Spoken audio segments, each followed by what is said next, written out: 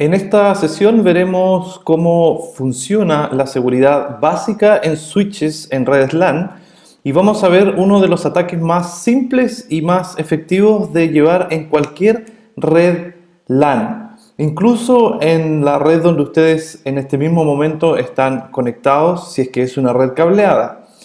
Vamos a revisar con un simulador cómo efectuar este ataque y para que ustedes puedan también realizarlo en sus redes para entender mejor cómo funciona la seguridad LAN y también para poder proteger mejor sus redes.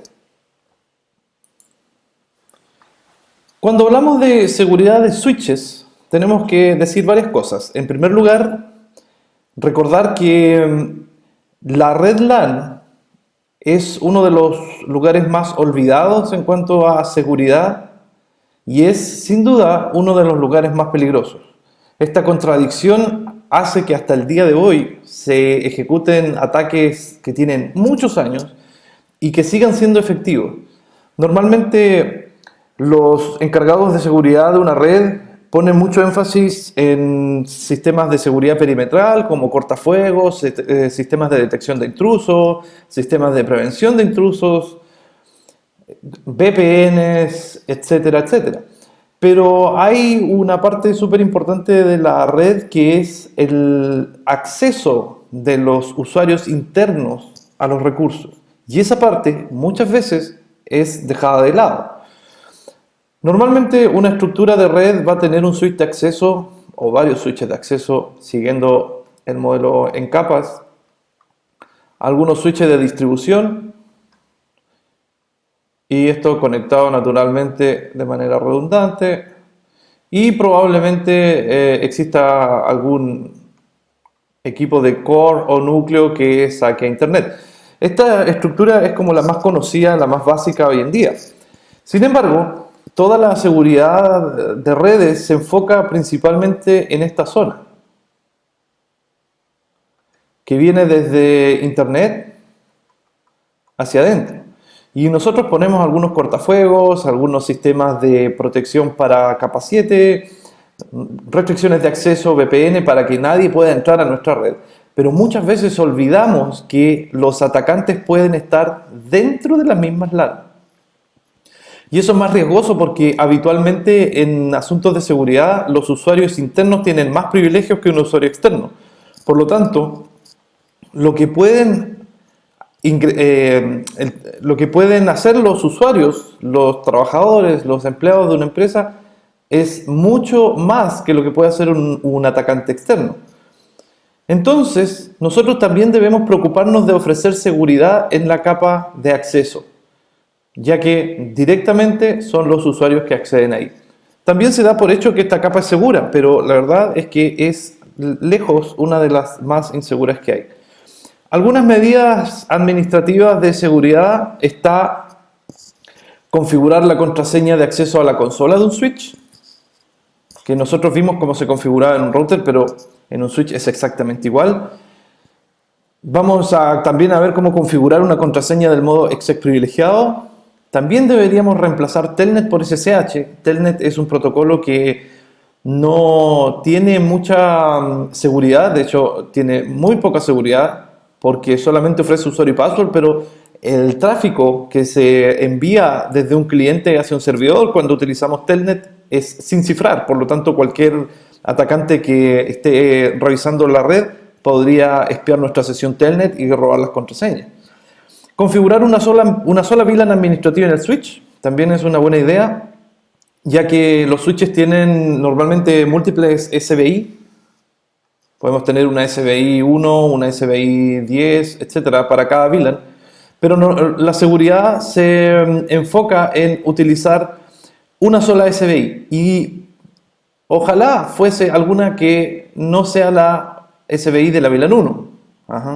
Porque todos saben que la VLAN 1 existe.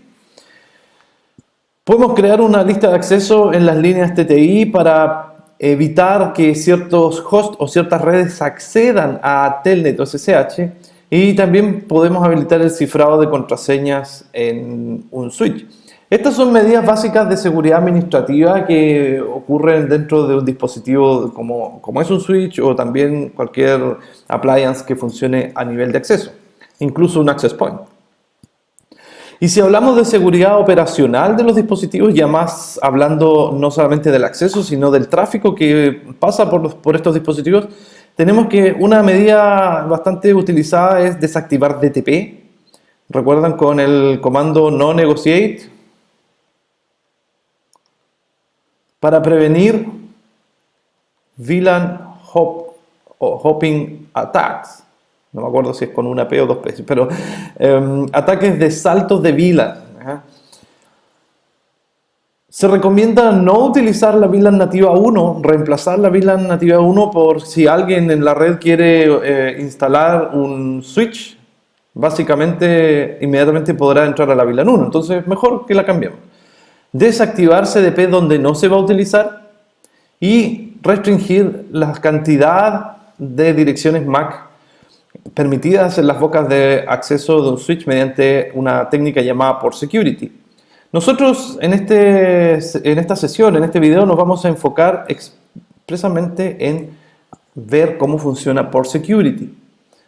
Para eso vamos a ver un ejemplo de uno, como les decía, de los ataques más simples de llevar en una red y más efectivos y que puede llegar a ser bastante peligroso en cuanto a la confidencialidad de los datos, ¿sí? La seguridad informática o seguridad de redes define principalmente tres conceptos que son la confidencialidad, la integridad y la autenticidad de los datos, ¿ya? Nosotros con un ataque a la red LAN podríamos rápidamente afectar a la confidencialidad de los datos. Para entender cómo funciona este ataque, que se denomina ataque de inundación de direcciones MAC o MAC Flooding Attack, lo que tenemos que hacer es conectarnos a una red cableada común y corriente. Esto funciona en cualquier tipo de switch, incluso en los switches administrables más caros que ustedes pueden comprar en el mercado.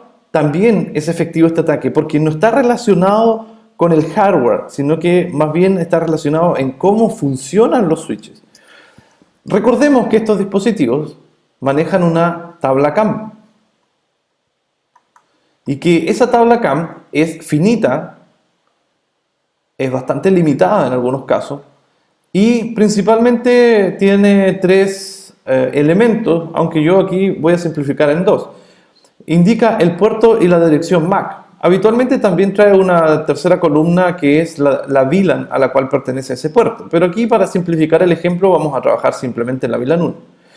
Entonces, si tenemos las máquinas 1, 2, 3, podemos hacer lo siguiente. Dependiendo de la dirección MAC, naturalmente, vamos a suponer que esta dirección es 0A, 0B y 0C, para poder diferenciarlo.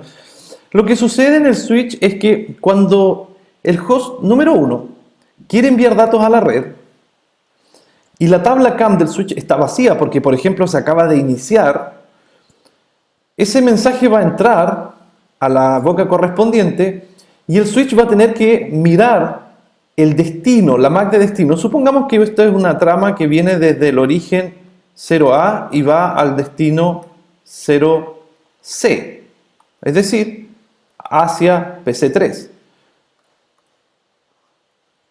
Esta trama que va viajando en esta parte entra al switch. El switch toma la dirección MAC de destino 0C y tiene que mirar su tabla CAM para saber dónde está conectada. Pero como la tabla CAM está vacía, lo primero que hace el switch es enviar un broadcast, es decir, enviar ese mensaje a todos los hosts de la red simultáneamente, ¿ya? Y en ese momento, cuando hace ese primer paso, ya puede llenar una parte de su tabla CAM que es que supongamos que esta es la interfaz 1, 2 y 3 para tener correlación. En la interfaz 1 o el puerto 1 está la MAC 0A. Cuando se envíe ese broadcast, 0C va a responder porque se le está consultando con una dirección de origen 0A y va a responder esa trama Y cuando vuelva ese mensaje, inmediatamente el switch va a saber que en la puerta número 3 tiene la MAC 0C. Y si después 0B quiere enviar tráfico a la red, también va a empezar a llenar esta información. Y así sucesivamente se va llenando la tabla CAM con la información de las MAC. ¿Qué es lo importante? Que cada una de las entradas de esta tabla CAM tiene un aging time, o un tiempo de vida o de expiración, como ustedes lo quieran llamar, de 300 segundos. 5 minutos. Cada una de estas entradas va a estar 5 minutos en la tabla CAM. Y si después de 5 minutos no hay otro tráfico que verifique que esta máquina sigue conectada, el switch elimina esa MAC de la tabla para no saturarla. Es un pequeño método de protección que tiene. Bueno, dada la naturaleza de conmutación de los switches, sucede que cuando la máquina número 1 quiere enviar datos a la máquina número 3, solamente la primera vez se envía este broadcast, pero después cuando la tabla CAM ya está construida, entonces el siguiente mensaje que entra al switch es leído, la dirección MAC de destino es analizada y en este caso ya el switch puede saber que tenemos a la máquina 0C en el puerto 3. Por lo tanto, él conmuta directamente hacia allá, creando un enlace dedicado y genera un circuito virtual dedicado entre 0A y 0C. Y eso permite asegurar la privacidad de los datos porque 0B no va a recibir esa información. ¿Cuándo la podría recibir? Si es que este dispositivo, en vez de un switch, fuese un hub. Porque el hub no tiene una tabla CAM, por lo tanto no puede conmutar y simplemente funciona en base a broadcast. Todos los mensajes que entran a una interfaz se envían por todas las interfaces de salida, excepto por la cual entró. Y eso hace que si estamos trabajando con un hub, el tráfico que entra en esta interfaz, que va destinado a la máquina 3, también va a llegar a la máquina 2. Por lo tanto, aquí corriendo un sniffer o un analizador de tráfico, podemos capturar esa información. Esa es una de las razones por la cual nadie utiliza hubs también hoy en día. Así que los switches ofrecen una pequeña capa de privacidad en ese sentido. El problema de esto es que esa privacidad es muy, pero muy, muy fácil de romper. Es más fácil de lo que ustedes se imaginan.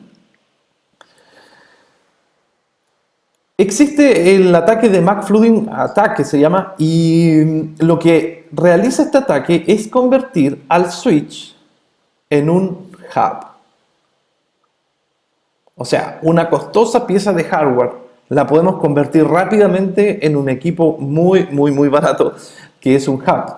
Y podemos obligar al switch a que, aun cuando el tráfico de 1 a 3 tiene que ser conmutado privadamente, también podemos obligarlo a que nos mande una copia de ese tráfico cuando nosotros estamos en el medio.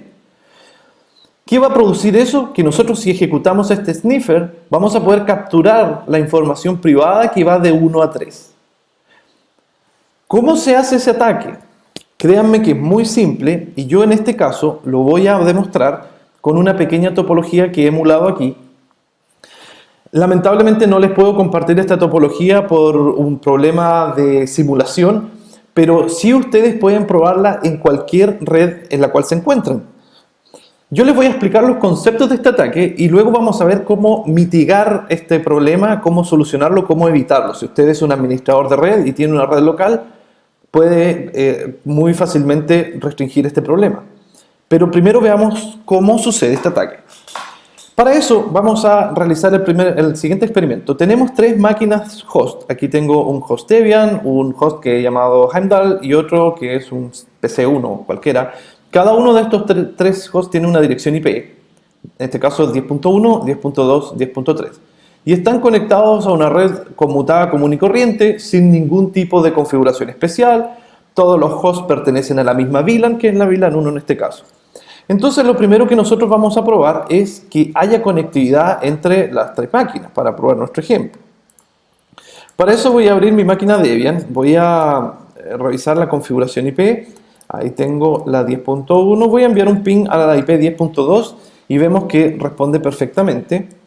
Y vamos a enviar un ping a la IP 3 y vemos que responde perfectamente. No tenemos ningún tipo de problema de comunicación entre las máquinas. Solamente podemos observar que tal vez el tiempo de respuesta es bastante más elevado de lo normal y eso es porque el entorno simulado que estoy levantando tiene una carga extra en cuanto a proceso y ancho de banda. Pero para poder entender bien esto, veamos lo siguiente. Voy a ejecutar un ping entre la máquina 10.1 y la máquina 10.3. Ahí está ese ping. Si nosotros vamos a la máquina 2, que lo tengo aquí, uy, estaba el protector de pantalla, voy a bajar un poco el tamaño de la consola, denme un segundo para poder ajustar un poquito para que se vea mejor. Creo que por ahí puede ser. Sí, ahí está. Veamos lo siguiente. Esta máquina tiene la dirección 10.2. Se supone que ese tráfico que está yendo en este momento desde la máquina 10.1 pasa por este switch y vuelve por este otro switch hasta acá, la máquina 10.2 no lo puede ver porque es un tráfico unicast dedicado y estos switches se están encargando exactamente de realizar esa función. Para comprobar que eso es verdad, vamos a ejecutar Wireshark, que es un analizador de tráfico. Y vamos a ejecutar en background, si un error, ok.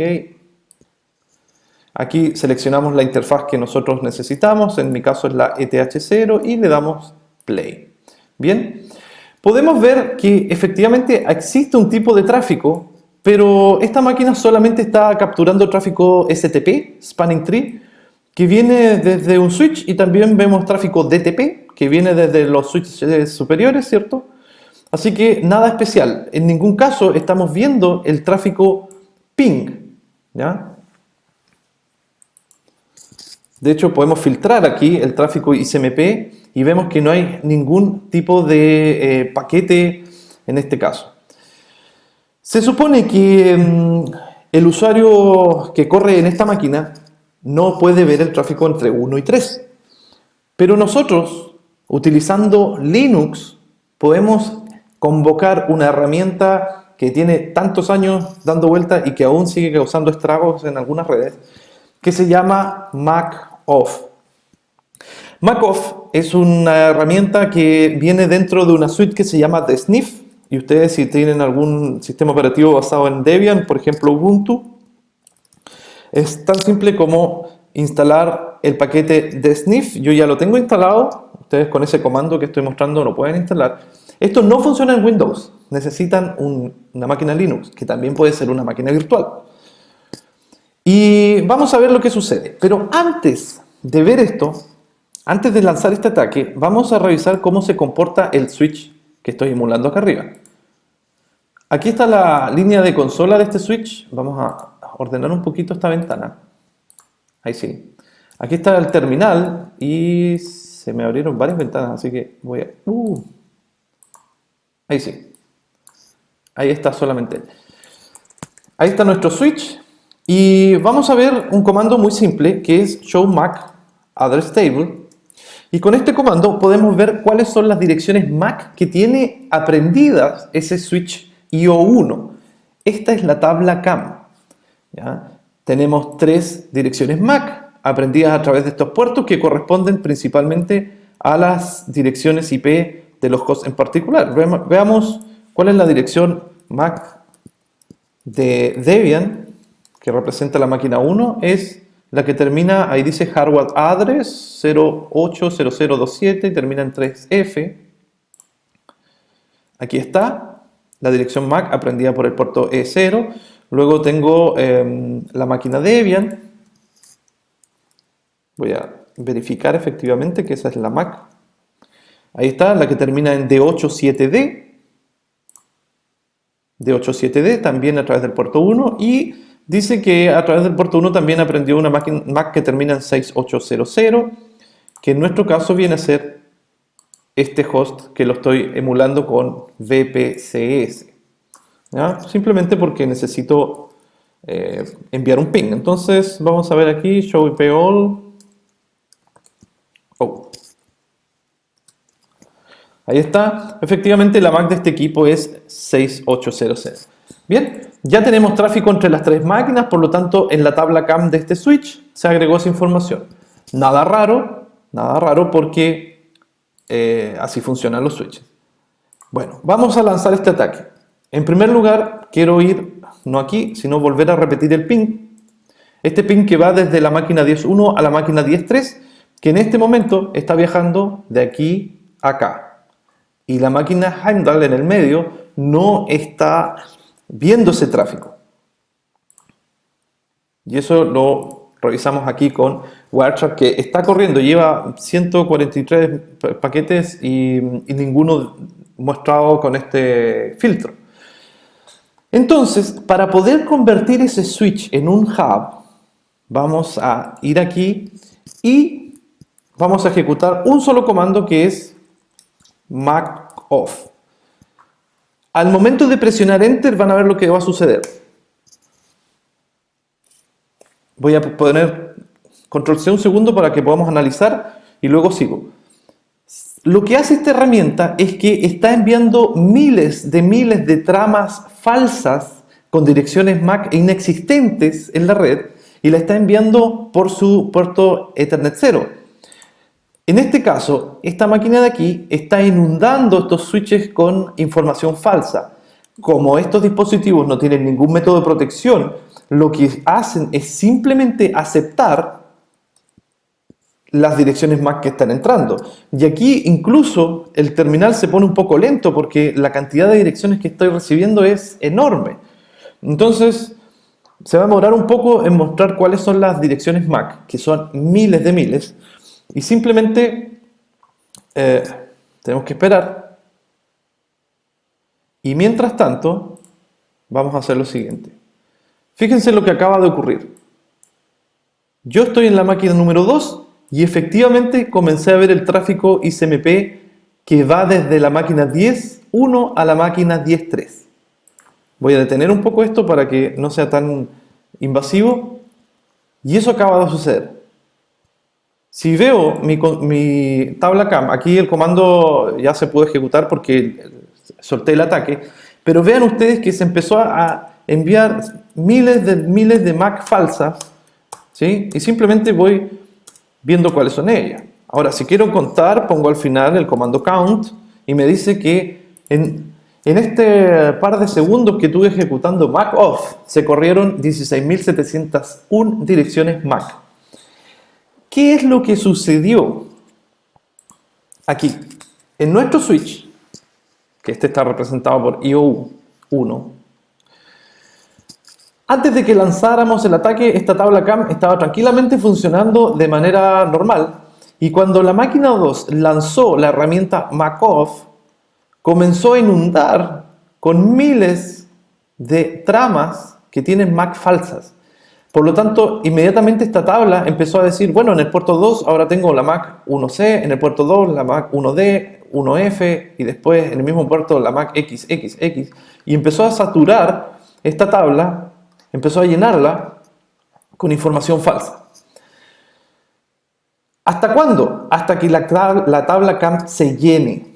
Esta tabla CAM es finita, tiene un tamaño que aproximadamente va entre los 8 kilos de memoria RAM, de direcciones MAC. Eso significa que en promedio puede almacenar 8.000 direcciones MAC. Una vez que esta tabla CAM se llena, cuando empieza a haber tráfico que tiene que ser conmutado, el switch, en vez de descartar ese tráfico, tiene que tomar una medida desesperada para poder seguir enviando el tráfico a la red. Y lo que hace es, como no puede conmutar normalmente, inmediatamente se convierte en un hub y le envía ese tráfico a todas las interfaces que tenga conectadas. Y es por esa razón que nuestra máquina 2 empieza a ver este tráfico, una copia del tráfico aquí, que es privado, empieza a recibirlo también aquí y con un sniffer como Wireshark podemos capturar ese tráfico. Y eso es todo. Ese ataque es el más simple y vemos que aquí acabamos de capturar tráfico que no tiene que ver la máquina 2. Muy bien. Si ustedes ejecutan este ataque en una red en producción, van a empezar a ver aquí tráfico, por ejemplo, HTTP, que no es mi caso porque yo no he ejecutado ningún mensaje HTTP. Si yo pusiera aquí el comando HTTP como filtro, vamos a ver que en este caso no tengo nada, pero podría generar una consulta HTTP falsa. ¿Ya? Supongamos que aquí está la máquina número 1, ejecuto wget, voy a poner una dirección IP simplemente cualquiera, aunque no sea un servidor, da lo mismo. Dice que, la red inaccesible, ok. Voy a enviar una consulta a la máquina 3, ¿ya? Aquí, evidentemente, que no se va a mostrar porque ya el tráfico, la tabla CAM de este switch ya ha empezado a liberar algunas direcciones. Pero si yo ejecutase de nuevo este comando maldito, podría ser que en algún momento esto empiece a mostrar tráfico HTTP, aun cuando no deba ser, ¿ya? Para poder trabajar bien con la herramienta Wireshark, ustedes tienen que aprender un poco cómo funciona. Es una herramienta un poco complicada, pero al final es tan complicada que aquí me presioné algo que no debía. Al final lo que hace es mostrarles los paquetes de datos en formato amigable. Y eso es el ataque MAC Flooding. Como ven, solamente MAC-OFF Enter. Eso desde el lado de un atacante es bastante provechoso porque puede convertir a esta máquina en un hub y obtener una copia de ese tráfico. Y si el tráfico que se está enviando, por ejemplo, a Internet es no cifrado, es decir, Telnet, HTTP, POP, SMTP, etc., naturalmente que vamos a poder capturar contraseñas y ese tipo de cosas. Si los usuarios están utilizando tráfico cifrado como HTTPS, por ejemplo, entonces este ataque en realidad no tiene mucho sentido porque aunque vamos a capturar el tráfico no lo vamos a poder descifrar. La pregunta es, si nos ponemos desde el lado del administrador de red, ¿cómo protegemos nuestras redes de estos ataques? Y la respuesta es una sola y se llama Port Security o seguridad de puerto. Port Security es una característica que viene disponible en toda la gama de switches Cisco y también en otros fabricantes tal vez con otro nombre, y de manera predeterminada viene desactivada. Y esa es la razón por la cual incluso en una red que tiene switches Cisco, este ataque es exitoso porque la mayoría de los administradores o desconoce esta característica o simplemente no les da mucho ánimo configurarla y resulta que las redes LAN terminan siendo vulnerables a este tipo de ataque. ¿Cómo funciona Port Security? Nosotros podemos mitigar este tipo de ataques con una serie de comandos. Y aquí está la configuración más simple de Port Security. En primer lugar, si queremos proteger nuestra red, por ejemplo, este switch, vamos a proteger que la puerta E1 solamente podamos tener tráfico permitido desde estas direcciones, ¿ya? Vamos a poner una política de seguridad. Entonces, para nuestro ejemplo, para mitigar este ataque, vamos a hacer lo siguiente. Vamos a ingresar al switch IO1, vamos a entrar a la interfaz E01 y lo primero que tenemos que hacer es poner la puerta en modo acceso. Como por defecto estas puertas vienen dinámicamente activadas para formar un trunk o un modo acceso, lo que tenemos que hacer es forzarla a que sea modo acceso. Luego de esto ejecutamos el comando switch port security. Y este comando a veces nos olvidamos. Tenemos que escribir switch port security solo, sin ningún parámetro, para poder activar las características de seguridad de puerto. Luego vamos a crear una política. La política tiene básicamente dos condiciones. Podemos especificar un máximo, un máximo de direcciones MAC permitidas, que puede ser un número X, y también podemos especificar cuáles direcciones MAC permitimos, ¿ya? Y podemos también hacer una mezcla de ambas. Entonces, tenemos una política que nos va a decir que, por ejemplo, en esta red vamos a permitir solamente 2 direcciones MAC y estamos hablando de la MAC 0 A y MAC 0B, por ejemplo. O también simplemente puedo decir voy a tener un máximo de 2 direcciones MAC, sin especificar cuáles.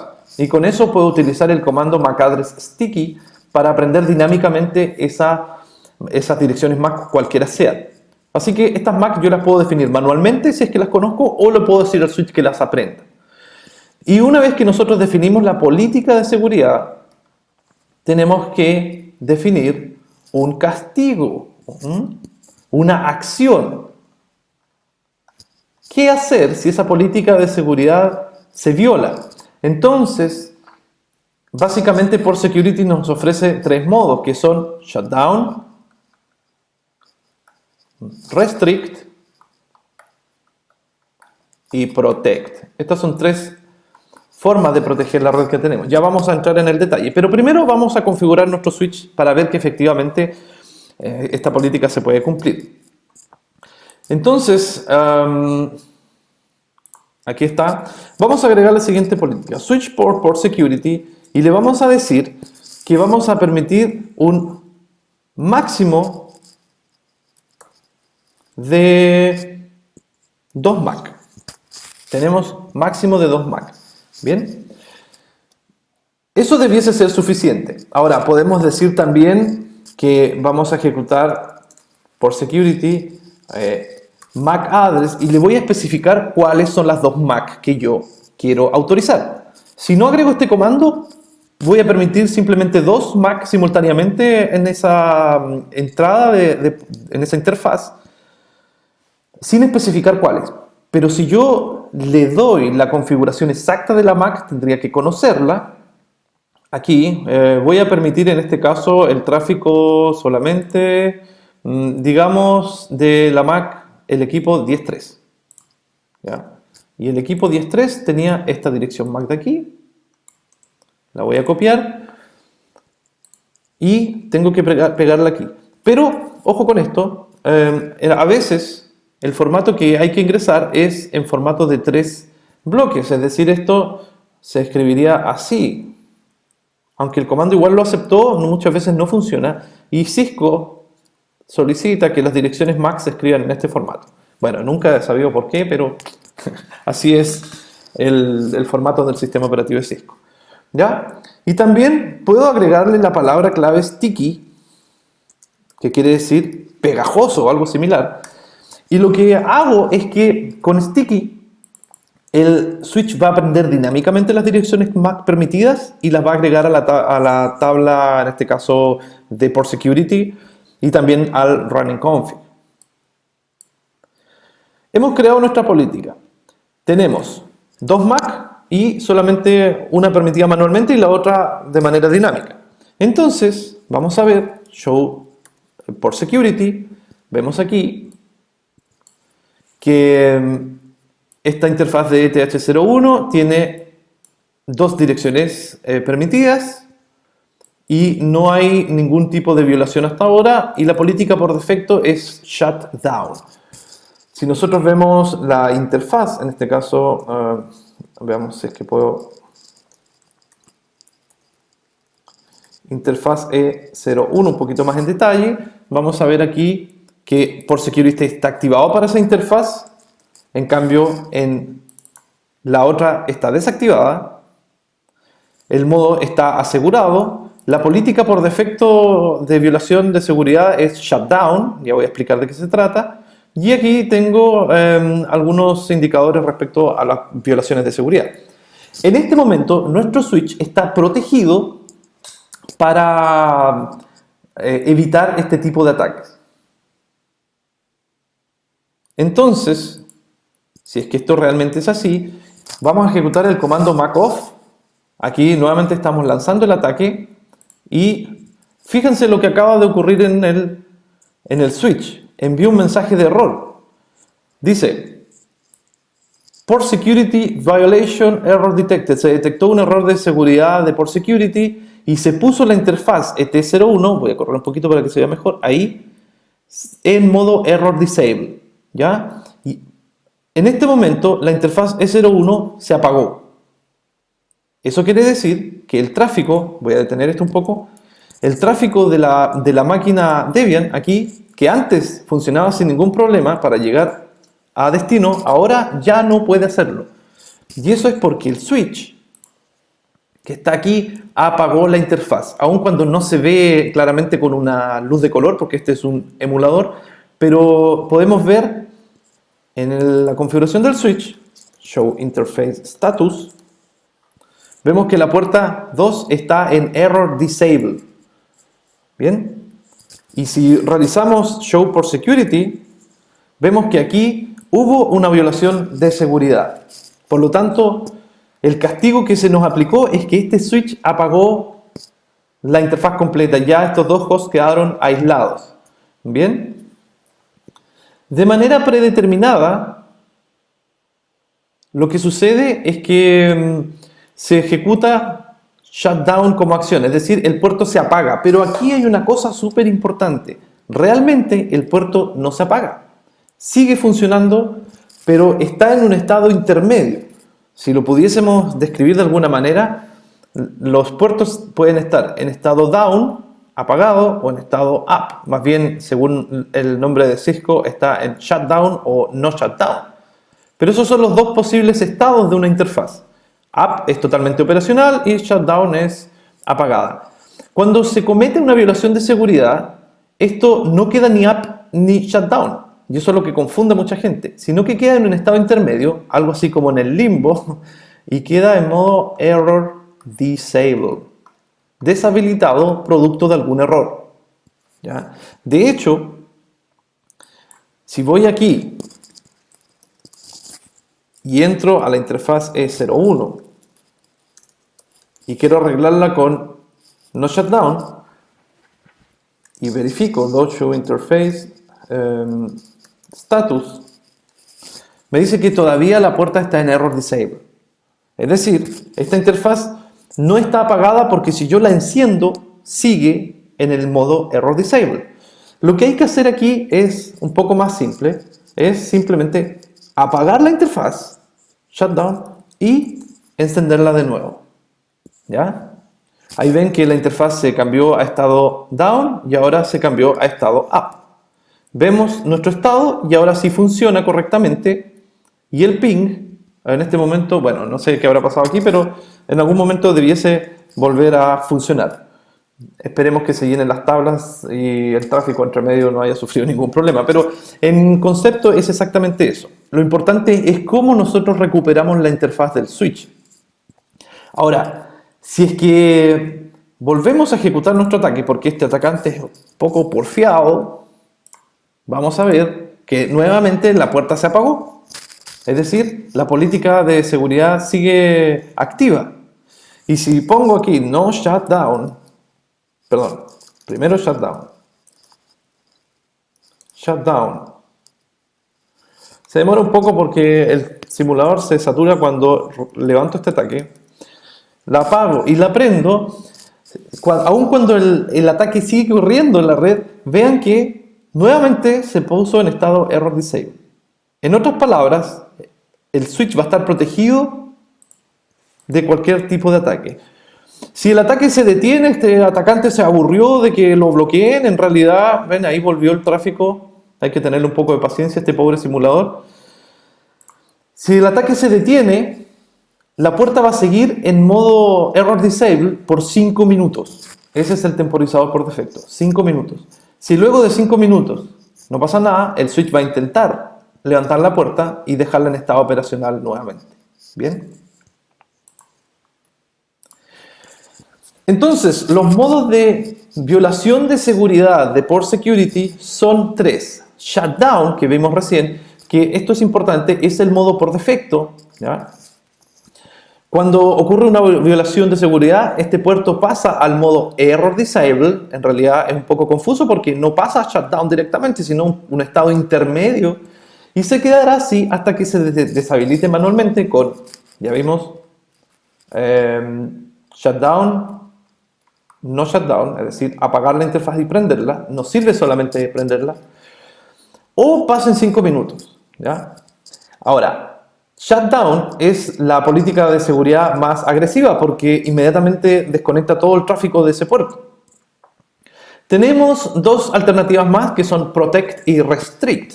¿Sí? Podemos cambiar el comportamiento de esa interfaz.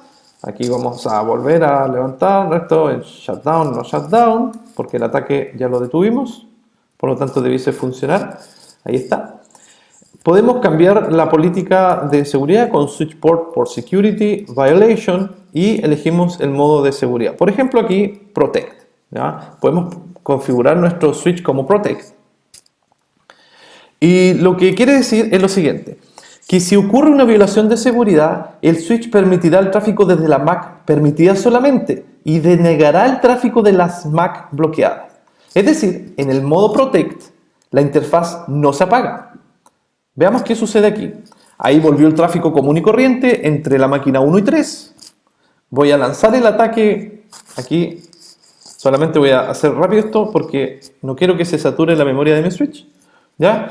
No se ejecutó ningún tipo de mensaje.